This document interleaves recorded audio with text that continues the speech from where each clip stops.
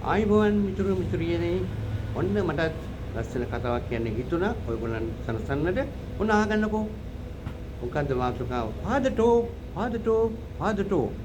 අන්නේ ලස්සන කතාව අහන්න බලන්න පොඩ්ඩක් ඔන්න මම අපේ ගමේ ඉන්නකොට මගේ මොටර් බයික් එකේ මම ඉඳලා යනකොට දැන් මගේ බයික් එක යම් කිසි දෝෂකින් නැවතුණා තැනදී මම ටිකක් විමසිලිමත් වුණා ඒ වෙනකොට පාරේ යනවා මේ අර සුම්බුම් බඩු පත්තර පරණ පත්තර කොපි පොත් ඔය ලබා ගන්න වෙනද ව්‍යාපාරිකයෝ කීප දෙනෙක්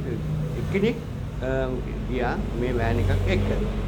එතනදී පිටිපස්සේ ඉල්ලීගෙන කෑ ගහනවා අරවා කිව්ව මං කිව්වේ මදට පරණ පත්තර පරණ පොත් පරණ දේවල් ගන්නවා කියලා එයා අඬ නගා කෑ ගා යනවා. මම යනකොට මේක මම දැන් මෙතන බයිසිකල් එක නැද්ද කියලා බලන් ඉන්නකොට එක්කෙනෙක් මට කියනවා මට අහනවා කියනවා ඒ පාර අයිනව ඔව් මේ මල්ලි ෆාදර් ටොප් තියෙනවා එන්න ගන්න පොඩක් එන්නකෝ ෆාදර් ටොප් මෙන්නකෝ කිව්වා